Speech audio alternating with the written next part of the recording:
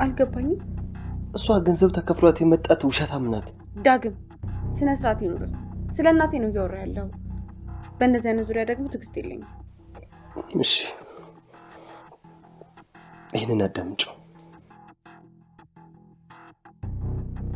አይወልክ ብሌን ትክክለኛ እናቷን አይደለም ያገኘችው። ማለት ዳጊ እኔ አንተን እንደ ራሴ ስለማምን ነው የምነግርህ። አልማዝ ማለቴ አሁን የመጣችው የብሌን ናት።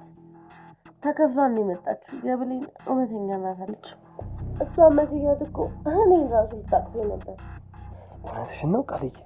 እማማ ትሙት ዳጊ አንተ እድለ ቢስ ሰው አይደለህም።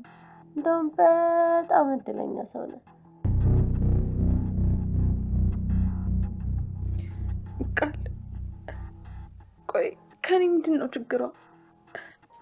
እኔን ለማስለቀስ ለማዋረድ የማትፈነቅለው ድንጋይ የላትም። ስለዚህ ፍላጎቷ እንዳይሳካ አድርጊ ብሌን። አንቺ እንደሷ ክፉ መሆን እንደማትቻቃለሁ። ጠንካራ፣ ደስተኛ እንዲሁም ደግሞ ታጋሽ በመሆን አለሟ እንዳይሳካ አድርጊ። እሺ ዳጊ፣ እናቴን ስታውቅባት ነው ሄደችው። ሰው ግን ለገንዘብ ብሎ ይሄን ያክል ማስመሰል ይችላል? ብሌንዬ አንቺ በጣም ንጹህ ሰው ነሽ። እንደዚህ አይነት ነገር አይገባሽ። ደግሞ ሁሌ ሳይገባሽ ኖሪ።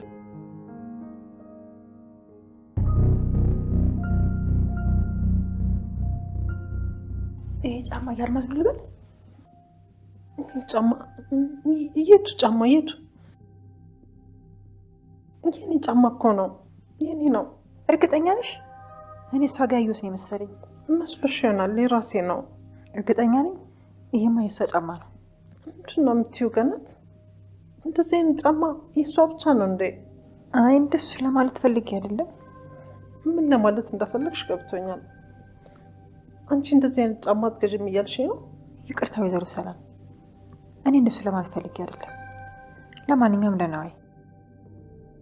በእርግጠኝነት የሆነ ሚስጥርም አለ። ሰላም ሰላም፣ ጤና ይስጥልኝ ውድ ቻናሌ ቤተሰቦች እንዴት ናችሁልኝ? አደራ ድራማ ክፍል 19 እንግዲህ በባለፈው ክፍል ላይ ካያችሁ በክፍል 18 ላይ በጣም አስደንጋጭ ነገር አይተን ነበረ። በተለይ ሰላም ማለት ነው በጣም በብዙ ነገር የተጎዳች ናት። ልጇን በግፍ የተነጠቀች ማለት ይቻላል። ልጇን አደራ ብላ የሄደች ናት። እንግዲህ ስትመለስ ልጇን ያልሆነች ልጅ ናት ተብላ ተሰታ። በዛ ይሄ ራሱ አንድ በደል ነው። እንግዲህ አረብ ሀገር በነበረችበት ጊዜም የሚያስጠላ ህይወት ነበራት። ሰው ገለሻን ተብላ እስር ቤት የነበረች ሰው ናትና ያን ሁሉ ፈተና አልፋ መታ እንግዲህ እዚህ ደግሞ ሌላ ሰው ገደለች ብለን እንግዲህ ሁላችንም ደንግጠን ነበረ። እንደምታስታውሱት እንግዲህ አቶ በኃይሉ አልማዝ የተባለ ሴትዮ የብሌን እናት አድርጎ እንግዲህ አምጥቶ ነበረ። እሷም እንግዲህ ትወናዋን በደንብ እየተወጣች እያለ ግን ሌላ ችግር ተፈጠረ። እንግዲህ ነገሩን ሴትዋ በገንዘብ ተገዝታ ወደዛ ቤት የብሌን እናቱና እንደመጣች ይህን ነገር ዳግም ሰምተው ነበረ። ነገር ግን ይህን ነገር ቢናገር ማንም ሰው እንደማያምነው እርግጠኛ ስለሆነ መረጃ እንዲኖረው ስለፈለገ እንግዲህ አንድ ነገር አድርጎ ነበረ። እሱም እንግዲህ ቃልን እንደሚወዳት አስመስሎ ወደ ህይወቱ እንድትመጣ ያደርግና ጭራሽ እራት ልጋብዝሽ ብሎ ቤት ውስጥ በወይን ያሰክራታል ልጅቷል። እና እንግዲህ ቃልም ያለ የሌለውን ለልጁ ትነግረዋለች። ልጁን ያው ተወደው ነበርና ለዛ ነው ሁሉንም ነገር ነበር የነገረችው ስለ ብሌን እናት የውሸት እናት መሆኗን ማለት ነው። ዳግምም ይሄን ነገር እንግዲህ ለመረጃ እንዲሆነው ሪከርድ አድርጎ ይዟት ስለነበረ ያው ሰላም ፊት ሂዶ ነበረ። ብሌን በምትሄድበት ቀን ነበር ቀኑ። ብሌን እናቷ ከዛ ቤት እናት ነይ ባይዋ ማለት ነው እንግዲህ አልማዝ ማለት ነው ይዛት ወደ መቀሌ እሄዳለሁ እያለች ሽር ጉድ እያለች ባለችበት ሰዓት ነበረ ይሄ ነገር እንዲሆን ያልፈልገው ዳግም እንግዲህ ሁል ጊዜ ከብሌን ፊት ችግር ሲገጥማት ማለት ነው ቀድሞ ከፊቷ የሚቆምላት ሰው በጣም ሰው ሆኗል ማለት ይቻላል። እና የችግሮቿ ሁሉ መንስኤ መፍትሄ እየሆናት ይገኛል። እና እንግዲህ እሱም ይሄን ነገር የውሸት እንደሆነ ስላወቀ ብሌን እንድትጎዳ ስላልፈለገ ነው። እንደምታውቁት እንግዲህ ብሌን ደግሞ ቸኮሌት የላከላትን ሳሚን ማለት ነው የአቶ በኃይሉ ቀኝ እጁ ነው የሚያገለግለውን እሱን የኔ ውድ ለምን ነገ አንገናኝም? ከሚወዱት ሰው ጋራ ጊዜ ማሳለፍ በጣም የማይገኝ እድል ነው እያለች እንግዲህ ልጁን በፍቅር ከነፍ አድርጋው ካወራችሁ በኋላ ጭራሽ እንዳወራችሁ ሁሉ ረስተዋለች። ልጁ ደግሞ እሷን በር ላይ ቆሞ ሲጠብቃት ነበረ በተቀጣጠሩበት ሰዓት።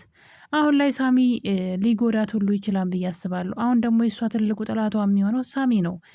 ምክንያቱም እሱ ያው ታለፋኛለች ብዙ ከወደድኳት ብሎ ነበር የሚያስበው። እሷ ግን ምንም ሳይተጠየቅ ማለት ነው ቃልን ያስቀናሽ መስሏት ነበረ ልጁን እንግዲህ እንደምትወደው እያስመሰለች ስትቀባጥር የነበረው። ነገሩ ጉድ ይዞባት እየመጣ ነው። አሁን ላይ እሷ መልሳ ከዳግም ጋር ስትሆን ወይ ዳግምን ወይ እሷ ልጁ መጉዳቱ አይቀርም። ምክንያቱም እሱ ላይ ቀልዳ ምን ማድረግ ይችላል? እሷ ገና ለገና እነሱን አስቀናለሁ ብላ እንግዲህ የሰራችው ስህተት ሌላ መዘዝ ይዞባት እንዳይመጣ ብሌን ላይ እንግዲህ አልማዝ አጅሬት ቁጭ ብላ ልጇን እየጠበቀች ባለችበት ሰዓት ነበረ ለአጋጣሚ ብሌን ደግሞ ከቤት ወጥታ ነበረ። ቤተ ክርስቲያን ብላ ነው ሄደችው በእርግጥ ነገር ግን ወደ አሳዳጊዋ ቤት ስለሄደች ገነት ደግሞ በረኪና ገዝታ ለመጠጣትና ራሷን ለማጥፋት እየተዘጋጀች ባለችበት ሰዓት እንግዲህ ድንገት ብሌን እናቷ ጋር ሄዳ እናቷን ከሞት ታድናታለች። ገነት መርዙን ልትጠጠም በረኪናውን ማለት ነው ልትጠጣው ስትል ነበር የደረሰችው። እና እንግዲህ አንቺ ልጅ ተስፋዬ ያለሽኝ የምላት ትተሽኝ ሄድሽ፣ መኖር አልፈልግም፣ ለማንም መኖር አልፈልግም እያለች ነበረ። እና ብሌን እንግዲህ እናቷን በረኪና ነጥቃ ራሷ ጠጥታ ልትሞት ነበር። እንግዲህ ብቻ የእነዚህ ነገሮች ሁሉ ካለፉ በኋላ እነሱ ጉዟቸውን ወደ ሰላም ቤት አድርገው ነበረ ከአሳዳጊ ከእናቷ ከገነት ጋር ማለት ነው። ያው እናት ወላጅ እናቷ አዛለች ብለው ስላሰቡ ወደ ሰላም ቤት ይመለሳሉ። ሰላም ቤት ውስጥ ደግሞ ሌላ ታሪክ ተፈጥሯል። እንግዲህ ነገሩ ዳግም ነው ያነሳው። ዳግም ይቺ ሴት የብሌን ትክክለኛ እናት አይደለችም ብሎ ሲናገር ቃል ደግሞ ቶሎ ብላ ወሬውን ለማስቀየስ አይ ዳግም ውሸታም ነው እናቴ እንዳትሰሚው፣ እሱ እኮ ነው የብሌን እናት ያገታት። አሁን ደግሞ እዚህ መጥቶ እናትና ልጅን ሊያለያይ እየዋሸ ነው ትላለች። እንግዲህ በዚህ ቅጽበትም ደግሞ አልማዝ ተነስታ 10 ዓመት ሙሉ ለፍቼ የመጣሁት እኮ ልጅን ብዬ ነው፣ ዋጋ የከፈልኩላት ልጅን ሊያለያዩኝ ሆን ብለው ነው በማለት ልጁ በጣም ውሸታምና አስመሳይ እንደሆነ በመረጃዎች እንግዲህ ከሰላም ፊት ያዋርዱታል ዳግምን። ዳግም የሰራው ስራ በጣም አሪፍ ነው። ያለ ምንም መረጃ ሴትዋ የእሷ እናቷ አይደለችም ቢል ማንም ሰው እንኳን ሊያምነው አይችልም ነበረ። ማንም ሰው አያምነውም ነበረ። እና እንግዲህ እሱም ያንን እሷ ከቤት እንዲወጣ ላጠይቀው ነበር ሰላም። አሁኑኑ ቤት የለቀው ውጣ፣ ከዚህ በላይ ጥፋት ስታጠፋ አልታገስም ስትለው ነበረ። እሱም እንግዲህ ሪከርድ ያደረገውን ለሰላም ያስደምጣታል። ነገሩ ያኔ ነው ድብልቅልቁ የወጣው። እንግዲህ ሰላምም እንግዲህ በዚህ የተነሳ ቃልን አንቺ ባለጌ ምን ብታስቢ ነው እዚህ ውስጥ የገባሽው ብላ እናት ነይ ብላ የመጣችውንም ምን አይነት መጥፎ ሰው እንደሆነች እየተናገረቻት እያለ ነበረ። ሴትዎ ዝም በይ እባክሽ አትጩሂብኝ፣ የራስሽን ጉድ በሰማሽ ምን ልትይ ነው ብላ እንግዲህ የቃል የውሸት ልጅ እንደሆነች እሷ ልትናገር ስትል ቃል በጥፊት መታትና እናቴን እንዴት ትናገሪያታለሽ ብላ እንግዲህ ቃል ወሬውን አስቀየሰች ማለት ነው። ለምን የእሷን ጉድ ልታወጣው እንደሆነ ስላወቀች ነው። እና በጥፊ በመታቻ ቅጽበት ማለት ነው አልማዝ ልጅቷን መልሳ በጥፊት መታታለች ቃልን ማለት ነው። እናም ሰላም እንግዲህ የእናትነቷን በመናደር ሴትዋን ተያይዘው ነበር። ዳግምን ማስጣል አልቻለም። ማገላገል እንግዲህ ገፍትራት ወንበሩ ጠረጴዛው ይመስለኛል መቷት፣ የሶፋው ጫፍ መሰለኝ። ሴትዋ ራሷን ትስታለች። ዳግምም ቼክ ካረጋት በኋላ እንደሞተች ነበር ያየ ነው። ሙታለች ብለው ሴትዋን ተስፋ ቆርጠው እንግዲህ በአንሶላ ጠቅለው ገንዘው ነው የሚባለው አቶ በኃይሉ ማለት ነው እንግዲህ እንድትገነዝ አድርጎ ነበረ። በአንሶላም ጠቅልለዋት ነበር እንግዲህ ያየ ነው። ብዙዎቻችሁ እንደውም ኮሜንት ላይ በፍጹም መሞት የለባትም ራሷን ስታ መሆን አለበት እያላችሁ ነበረ። በዛ ላይ ደግሞ የሰላም ህይወት በጣም ነው የሚያሳዝነው። እውነት በጣም በደል አስቡ። ሴትዋ ብትሞት ኑሮ በጣም ነበር የሚያስጠላው። በተለይ በሰላም እጅ መሆኑ እኮ ነው ደግሞ ሴትዋ እኮ ስራዋ ነው የክፋት ስራ ስትሰራ ነው። ግን ደግሞ ሰላም ምን አጠፋች? በጣም የዋህና መልካም ልብ ያላት ሴት ናትና ምን ባጠፋች? ልጇን ተነጥቃ በግፍ ዙሪያውን ገንዘቧን ለመቀራመት አሰብስፈው እንትን እያሏት እያሉ ከዛ ደግሞ በስደት ያሳለፈችው ህይወት አለ። ከዛ ደግሞ እዚህ መጣ እንደዛ አይነት ነገር ሲከሰት ከባድ ነው።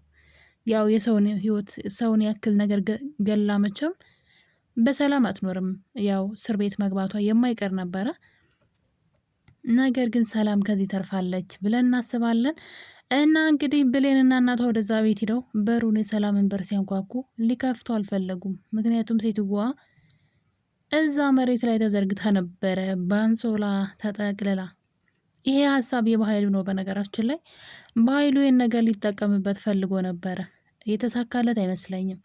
እንግዲህ ሴትዋ ስለሞተች በሰላም እጅ ማለት ነው በኃይሉና ቃል ሰላምን ሊጠቀሙባት ወይም ደግሞ ገንዘቧን በቀላሉ በእጃቸው ለማስገባት ያሰቡ ይመስለኝ ነበረ ከሁኔታቸው እንዳየሁት ከሆነ። ምክንያቱም ሬሳውን ደብቀናን ቀብረናን ብለው እሷን በቪዲዮ ሲያስፈራሯት ይኖሩ ነበረ።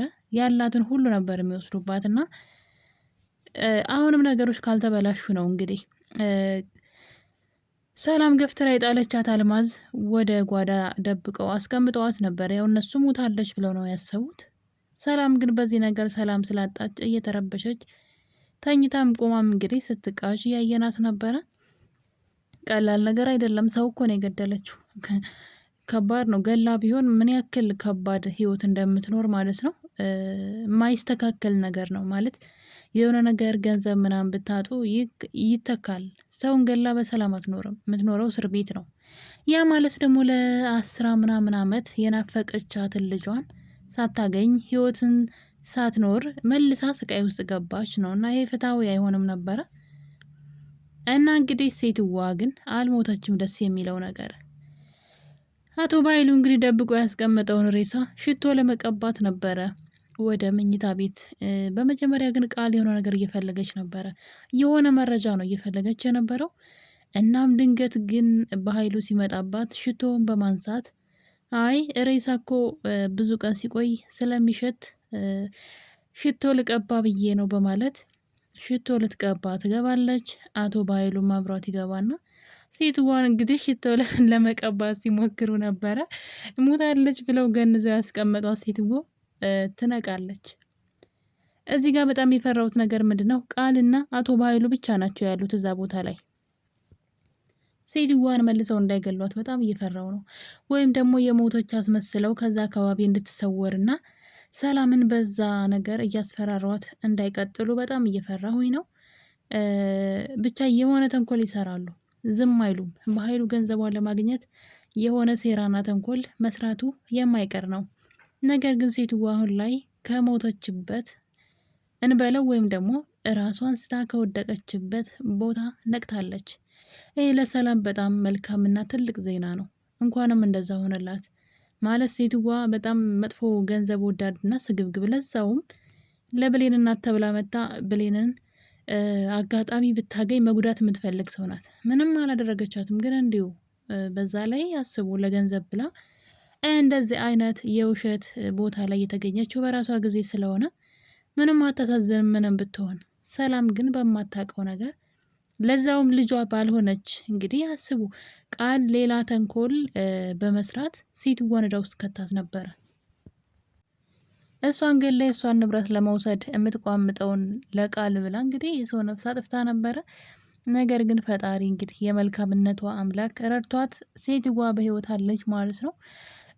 ወንድሟና ቃል ሌላ ተንኮል ካላሰቡ ምናልባት ሴትዋን ደብቀው እንደቀበሯትና እንደሌለች ከዚህ በኋላ እሷ እንደ ገዳይ ራሷ እንድታስብ ሊያደርጓት ይችላሉ ብዬ አስባለሁ። ለተወሰነ ጊዜ እውነቱ እስኪታወቅ ማለት ነው። በዛ ላይ ደግሞ የብሌን አሳዳጊ አሁን ላይ ስለ አልማዝ በጣም እያጣራች ነው። ምክንያቱም ደግሞ የብሌን አሳዳጊ እናቷ የት ሄደች ብላ ስትል የሆነ ችግር ገጥሟት ተመልሳ ወደ ሀገሯ ሄዳለች ብለዋት ነበረ። በዛ ላይ ሰላም በጣም እያለቀሰችና እየተርበተበተች ስለሆነ በፍጹም ወይዘሮ ገነት አልተዋጣላትም ይሄ ነገር። እና ከቤት ለመውጣት ስትነሳ ነበረ የአልማዝን አንድ እግር ጫማ ሳሎን ላይ ያየችው።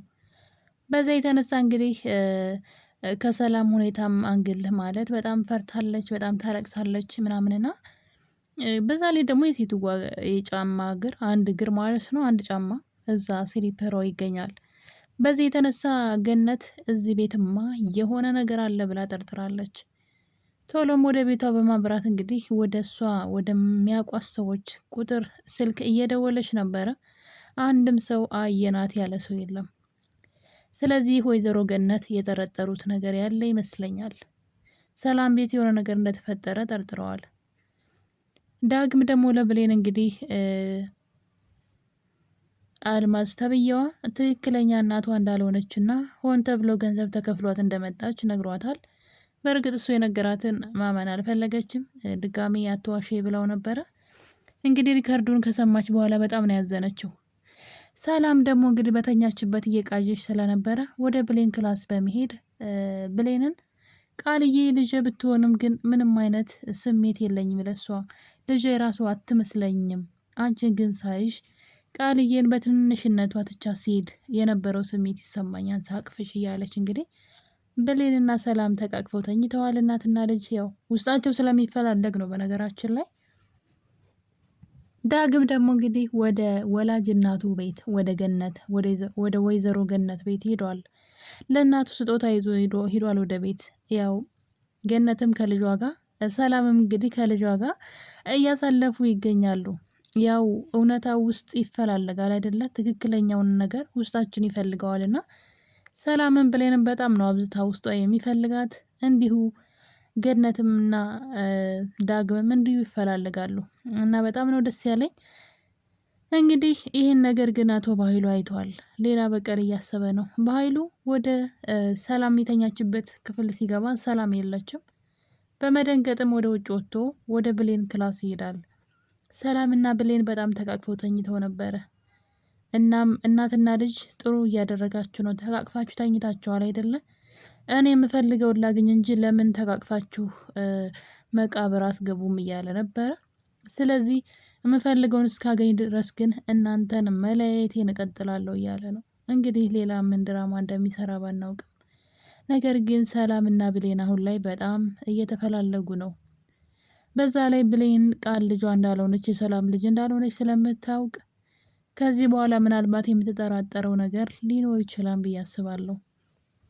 በትንሹም ቢሆን ሰላም እናቴ ብትሆንስ ብላ ልትጠረጥር ትችላለች። እና ውድ ቤተሰቦች እንግዲህ አደራ ድራማ ክፍል 19 በጣም ደስም የሚል ነገር መጥፎም ነገር ነበረው። አልማዝም አለመሞቷ ለሰላም በጣም ትልቅ እድል ነው። እንግዲህ በቀጣይ ክፍል አቶ በኃይሉ አልማዝን ወዴት ይደብቃት ይሆን? ምክንያቱም በድጋሚ ሰላምን ለመጉዳት ማለት ነው። አልማዝን ሊጠቀም ይችላል ብዬ አስባለሁ። ውድ ቤተሰቦቼ በቀጣይ በሌላ በአዲስ ቪዲዮ ሁላችሁንም አመሰግናለሁኝ። ስለነበረን ቆይታ አክበሩልኝ። ባይ ባይ።